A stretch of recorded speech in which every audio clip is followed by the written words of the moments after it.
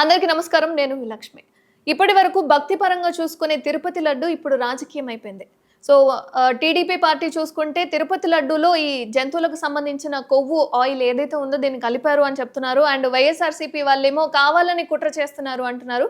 అసలు దీంట్లో వాస్తవం ఎంత, అవాస్తవం ఎంత అని చెప్పి భక్తులైతే అల్లకల్లోలం. అంటే ఈ వాస్తవాన్ని నమ్మలేక అతలాకుతలం అయిపోతున్నారనే అనుకోవాలి. సో, ఈ సందేహాల వెనక ఉన్న వాస్తవం ఏంటి, అవాస్తవం ఏంటి అని చెప్పి ప్రస్తుతం మనతో పాటుగా విక్రమాదిత్య గారున్నారు. నమస్కారం సార్. సూర్యోస్మి తల్లి. సార్, ఈ తిరుపతి లడ్డు వెనక వస్తున్న ఆరోపణల వెనక నిజంగానే రాజకీయం జరుగుతుందా? ఈ ఏదైతే ఈ ఆయిల్ యూజ్ చేశారు అంటున్నారో, ఈ ఈ అసలు ఈ బుద్ధి అనేది అంటే అత్యాశతో చేసిందంటారా? లేదా రాజకీయంగా ఇదొక కుట్రతో కూడుకున్న పనంటారా?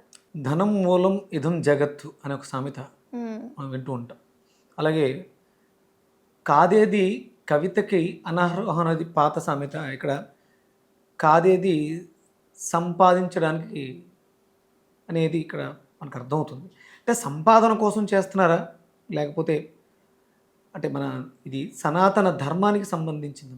దైవం ఒక శక్తి. అక్కడ కొండ మీద ఉన్నది ఏదో ఒక మూర్తి విగ్రహం కాదు. అదే అంటే ఇప్పుడు వెంకటేశ్వర స్వామి టెంపుల్స్ మనకి చాలా ఉంటాయి. ప్రతినిత్యం అర్చనలు జరుగుతాయి, సుప్రభాత సేవలు జరుగుతాయి. కానీ ఇక్కడ తిరుమల తిరుపతి అంటే అక్కడ 7 కొండల పైన ఆయన అక్కడ ఉండడానికి ఒక ప్రధానమైనటువంటి కారణం ఉంటుంది. అంటే ఒక కాస్మిక్ ఎనర్జీ. అంటే నేను ఒక బేసిక్ ప్రాణిక్ హీలర్గా నేను ఎనర్జీ గురించి మాట్లాడతాను. దైవం అంటే ఒక శక్తి స్వరూపంగా అన్వయించుకుంటాను. దైవము అంటే డివైన్ ఎనర్జీ అన్వయించుకుంటాం. అక్కడికి అంటే ఆ పైన కొండ మీద జరిగే ప్రతిదీ ఆయనకి నివేదన అవుతుంది. అది ప్రసాదంగా మారుతుంది. ఆ ప్రసాదాన్ని నమ్మకంతో ఉన్న భక్తులు స్వీకరిస్తారు భక్తి భావంతో. మీరు మామూలుగా అంటే బయట దొరికే చపాతీనే పట్టుకెళ్ళి ప్యాక్ చేసి సాయిబాబా దగ్గర ఒక దేవి దేవుడి దగ్గర పెట్టి ఆ పట్టుకొచ్చిన విధానం, దాని మీద ఒక 2 పువ్వులు 2 అక్షంతలు కనపడగానే టిఫిన్ కాస్త ప్రసాదంగా మారుతుంది. ఇది ఇంత భక్తిభావంతో ఉండాల్సినటువంటి ఒక ప్రసాద తయారీ విషయంలో ఇది నిజంగా అంటే ఇది కలియుగం. పూర్వం ఏదన్నా కర్మ చేస్తే వచ్చే జన్మకి క్యారీ ఫార్వర్డ్ అవుతుంది, అప్పుడు అనుభవిస్తారు. క్యారీ ఫార్వర్డ్ అవుతుంది, ఇప్పుడు చేసిన కర్మకు అప్పుడు అనుభవిస్తారు అనేది మనం వినేవాళ్ళం. ఇది కలియుగంలో ప్రతిదీ కూడా చాలా త్వరితగతిన రూపుదిద్దుకుంటుంది. అంటే మనం అనుకుంటాం అంటే పాపం పెరిగినప్పుడు ప్రక్షాళన చేయడానికి కల్కి అవతారం తీసుకుంటాడు. ఇక్కడ ఎవరైతే దీన్ని ఇంట్రాగేట్ చేశారో, లేకపోతే తెలుసుకున్నారో, పట్టుకున్నారో, మాట్లాడుతున్నారో, ఇది నిజమైతే ఇప్పుడు మీరు ఇది ఎవరికి అర్థం కావట్లేదు. విషయం బయటకు వచ్చింది, ఇది ఎవరికి అర్థం కావట్లేదు. నిజమా అబద్ధమా అనేది ఎవరు తేల్చగలరు? అదే నాకు అసలు క్వశ్చన్ అడిగేటప్పుడు కూడా ఇప్పటి వరకు కాంట్రవర్సీ అనేది మనుషుల మీద జరగడం నేను చూశాను, నేను అడుగుతున్నాను. ఆ కంటిన్యూషన్ ప్రాసెస్ అనేది ఉంది. కానీ డైరెక్ట్గా దేవుడి ప్రసాదాన్ని కూడా ఒక రాజకీయంగా చేయడం నాకు అడగడానికి కూడా కాస్త ఇబ్బందిగా. రాజకీయం చేయటం అంటే ఇప్పుడున్నటువంటి గవర్నమెంట్ వ్యక్తులు దాన్ని పట్టుకుని బయటకు తీసుకుంటారు. ఇప్పుడు ఏదో కొన్ని ఛానల్స్, అది ఆ పార్టీకి సంబంధించిన ఛానల్స్ దీని గురించి కొంచెం ఎక్కువగా మాట్లాడుతున్నాయి. కాబట్టి ఇంతకు ముందున్న గవర్నమెంట్ వాళ్ళు, అందులో ఉన్న పనిచేసిన వాళ్ళు దీన్ని ఇలా చేశారు అనేది మాట్లాడడం వల్ల రాజకీయమైంది. ఒరిజినల్గా ఇది రాజకీయాన్ని రంగు పులిమేరు. ఇది ఒరిజినల్ రాజకీయ రంగు కాదు. అందరం కూడా వెంకటేశ్వర స్వామికి భక్తులు. అంటే అలా అనుకున్నా సరే, ఫర్ ఎగ్జాంపుల్ రాజకీయం కాదు అనుకుంటే అత్యాశతో కూడుకున్న పని అనుకోవచ్చు. అదేనా ఇది అత్యాశ, లేకపోతే లోబితనమా, పిసినారితనమా, తక్కువకు వస్తున్నాయి, ఇవన్నీ పక్కన పెట్టేస్తే ఇది ఒక డివైన్ ఎనర్జీకి సంబంధించినటువంటి పని. ఇప్పుడు ఈ ప్రసాదం అంటే వాళ్ళు ఎవరు దీన్ని తినరా? ఎవడైతే దాన్ని సప్లై చేస్తున్నారో, ఎవరైతే దాన్ని తయారు చేస్తున్నారో అతని కుటుంబ సభ్యులు ఇంకొకళ్ళు ఎలాగో తిరిగి మనం ఏదైతే కర్మ చేస్తామో, ఇది కర్మమ్మ, ఎవరూ చూడట్లేదు, ఇది నేను ఏం చేసినా చెల్లుతుంది అనుకోవటం కర్మ సిద్ధాంతం ప్రకారం చాలా తప్పు. మనకు తెలియని ఒక కన్ను మనల్ని గమనిస్తూ ఉంటుంది. పంచభూతాల్లోనూ ఒక శక్తి మనల్ని గమనిస్తూనే ఉంటుంది. పంచభూతాలు ఎక్కడో బయట ఉన్నాయి, చీకట్లో నేను ఏదో చేస్తున్నా ఉంటే అదే పంచభూతాలు మనలో కూడా ఉన్నాయి. మన లోపలే ఒక వెలుగు ఉంది, ఒక జ్యోతి ఉంది, ఆత్మ. ఇది ప్రశ్నిస్తే తిరిగి సమాధానం చెప్పడానికి నువ్వు సరిపోవు. నీ లోపల ఉన్నటువంటి అంతరాత్మ నిన్ను ప్రశ్నించడం మొదలు పెడితే నువ్వు సరిపోవు. ఎందుకంటే అది చేసిన ప్రతిదానికి ఒక అకౌంట్ రాస్తుంది. మనం ఇప్పుడు ఇది భాద్రపద మాసంలో ఉన్నాం. ఇక్కడ మనం వినాయక చవితిని సెలబ్రేట్ చేసుకున్నాం. వినాయకుడు అంటేనే లెక్కల మాస్టర్. సాక్షి గణపతి అంటారు. ఆ సాక్షి గణపతి ఎక్కడుందంటే మన శరీరంలో మూలాధారంలో ఉంది. అవును. ఆయన ప్రతిదీ రాస్తూ ఉంటాడు. ఇప్పుడు చేసేసారు ఇంతకుముందు బాగుంది. అంటే ఇది ఎంతకాలమో చెల్లుద్ది అనుకున్నారా నిజంగా చేసుంటే? బయటికి రాదనుకున్నారా? అంటే ఇంతమంది ఇన్ని కోట్ల మంది నమ్మకాన్ని వ్యాపారంగా చేసుకుని వాళ్ళ మనోభావాలు దెబ్బతీసేలా ఏం సాధిద్దామని మనం ఏదైతే చేస్తామో అది తిరిగి పదింతలై వస్తుంది, నో డౌట్. అది అంటే మిగతా సందర్భాల్లో వ్యక్తుల పరంగా మాట్లాడుకుంటే లేట్ అవ్వచ్చేమో. ఇక్కడ నువ్వు పెట్టుకున్నది దైవంతో, దైవశక్తితో, కొన్ని కోట్ల మంది ఆత్మవిశ్వాసం, నమ్మకం, అవును గురుజీ. వీటిలన్నిటిని మనం ఎలా ఇట్లా చేస్తాం? తప్పు కదా. మీరు ఇంకో రకంగా డబ్బు సంపాదించుకోవడానికి ఇదే అయితే వేరే చాలా చేసుకోవచ్చుగా. ఇదా డబ్బు అందుకే ఓడిపోయారేమో ఒకవేళ ఇది నిజమై ఉంటే. అమ్మా అంటే నేను కొన్ని విన్నాను, అంటే మనం పూర్వం విన్నాం, ఎవరైతే దైవానికి సంబంధించి గేమ్స్ ఆడతారో వాళ్ళని ఆయన నామరూపాలు లేకుండా తీసేస్తారు. ఇది వాస్తవం. రాముడి గురించి మాట్లాడినందుకు ఒక ఆయన్ని, వెంకటేశ్వర స్వామి దేవాలయాన్ని 7 కొండల్ని ఏదో మార్చాలని అనుకున్నందుకు ఇంకొక ఆయన్ని, ఎవరు ఆ దైవశక్తి ముందు ఎవ్వరూ ఏమీ చేయలేం. ఎవరో పనిగట్టుకుని కలికి రావక్కర్లా. కలియుగం అంతం పూర్తయిన తర్వాత, పాపాలు బాగా ఎక్కువైన తర్వాత అవతారం తీసుకుని రావాల్సిన అవసరం లేదు. ప్రతి మనిషి కూడా ఒక కలికి అవుతారు. ప్రతి మనిషిలో కూడా ఆ శక్తి ఉంటుంది. ప్రకృతిలో ఎన్ని శక్తులు అయితే ఉన్నాయో అన్ని శక్తులు మనలో కూడా ఉంటాయి. ఆ శక్తి బయటకు వచ్చి చూస్తూ ఉంటుంది, నీలోనే ఉంటుంది. ఏదో ఒక రోజు నిన్ను ప్రశ్నిస్తుంది. నువ్వు పడుకున్నప్పుడు ప్రశ్నించి గట్టిగా అడిగింది, సమాధానం చెప్పలేవు, ఏ హార్ట్ అటాక్తోనో పోతే అంటే ఎందుకు చేస్తున్నావు? వెళ్ళేటప్పుడు పట్టుకెళ్ళేది కాదు, ఉన్న రోజులు ఉన్నన్ని రోజులు సుఖంగా సంతోషంగా ఉండడానికి కదా. కానీ సంపాదించుకునే తీరు ఎంతవరకు దాటింది అంటే, డైరెక్ట్గా నువ్వు ఎవరినైతే నమ్ముకొని నీ జీవితాన్ని సాగిస్తూ ఉన్నావో, ఒక దేవుడు ఉన్నాడు మనతో పాటు నడుస్తున్నాడు, లేదా ఆయన నడిపిస్తున్నాడు అన్న భావన కూడా చెరిగిపోయి ఆయన మీదే వ్యాపారం చేయడం అనేది అసలు ఇది ఎంత దౌర్భాగ్యం అంటే అమ్మ, భారతదేశంలో హిందువులకి జరుగుతున్నటువంటి పరాభవం ఇది. హిందువుల మీదే టార్గెట్ చేశారు. మనం రీసెంట్గా ఎక్కడో చూసా, జ్యూస్లో యూరిన్ కలపడం. మనం చూస్తూ ఉన్నాం, కొన్ని వీడియోస్ వస్తున్నాయి, వండుతున్న పదార్థాలని ప్యాక్ చేస్తూ ఉమ్మి వేయటం.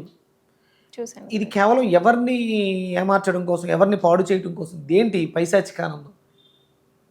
ఒక పక్కనేమో మనం కొన్ని వీడియోస్ చూస్తున్నాం, ఆర్టిఫిషియల్ ఇంటెలిజెన్స్ సంబంధించి ఏవో ఒక వేవ్స్ పంపించి మనుషుల్ని టార్గెట్ చేస్తున్నారు. పైశాచికానందమే. దీనివల్ల సాధించేది ఏం లేదు. అందులో మీరు కూడా ఆ దీపపు కాంతికి మీరు కూడా సమిధులై కాలిపోతాం అందరం. మనం ఏదో బ్రతకడానికి అవసరం. ఇప్పుడు అంతా ఎలా అయిందంటే, మనం బ్రతకడం కోసం తినాలి, తినడం కోసం బ్రతుకుతున్నాం, బ్రతకడం కోసం సంపాదించుకోవాలి, సంపాదన కోసం బ్రతుకుతున్నాం అందరం కూడా. అంటే తినే తిండి సరైంది కాదు. మనం ఏదైతే తింటున్నామో అది లోపలికి వెళ్ళి మనస్సు అవుతుంది. మనకు ఒక శ్లోకం ఉంటుందమ్మా, మాంసం వృద్ధయేత్ మృతం, ఘృతం వృద్ధయేత్ బుద్ధి. అంటే మాంసం తింటే ఏం వృద్ధి అంటే మృతం వృద్ధి అవుతుంది. మన శరీరంలో మృత కణాలు ఉంటాయి, అవి వృద్ధి అవుతాయి మాంసం తింటే. అలాగే ఘృతం అంటే ఆవు నెయ్యిని తింటే బుద్ధి వృద్ధి చెందుతుంది. అక్కడ తిరుపతి ప్రసాదం అనేది వెంకటేశ్వర స్వామికి నివేదన చేసే ప్రసాదం. అది మన అందరికీ భక్తులకి ఇచ్చేది ఆవు నెయ్యితో, స్వచ్ఛమైనటువంటి ఆవు నెయ్యితో చేయాల్సింది. ఈరోజు దౌర్భాగ్యంగా ఎంతమంది, ఎన్ని లక్షల మందికి నమ్మకాలని, కోట్ల మంది నమ్మకాలని పరంగా పెట్టారు. అందుకనేమో చాలా త్వరగా అంటే ఈ పాపం ఎక్కువ రోజులు జరగకూడదు.